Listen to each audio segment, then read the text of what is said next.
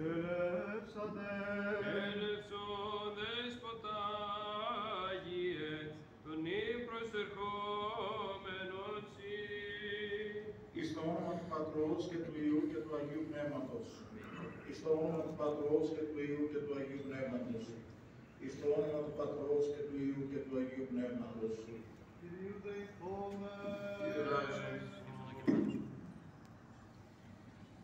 Κύριε ο Θεός, ο Παντοκράτορ, έκλεξε τον δούλον σου τούτον Σιμεών και αγίασον αυτόν και δώσ' αυτόν με τα πάση σοφίας και συνέσεως των θείων σου λογίων την μελέτη και την ανάγνωση ποιήστε. Διαφυλάτων αυτών εναμέντο πολιτεία, ελέη και εκτιμής και φιλανθρωπία του μονογένου σου Υιού, μεθού ευλογητώσει, συν το Παναγίο και αγαθό και σοφιός πνεύματι, νυν και αεί και εις τους αιώνας των αιώνων. Κύριε Θεοδόρος του Θεού Σιμεών, αναγνώστης, την κόπη της κεφαλής και στο όνομα του Πατρός και του Υιού και του Αγίου Πνεύματος, νυν και αεί και εις τους αιώνας των αιώνων.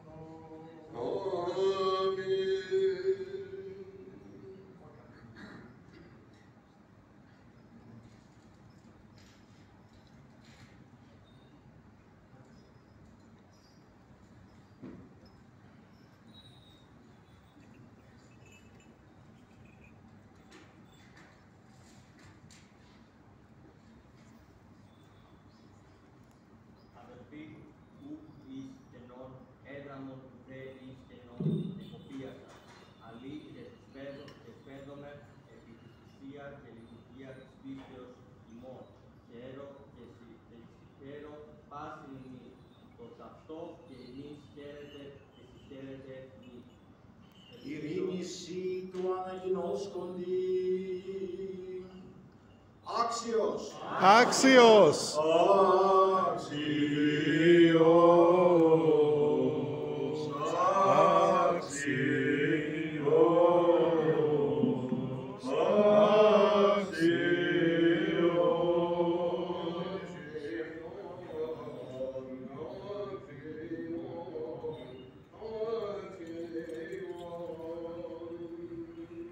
Διευχών των Αγίων Πατέρων ημών, Κύριε Ιησού Χριστέ ο Θεός ημών, ελεήσον ημάς.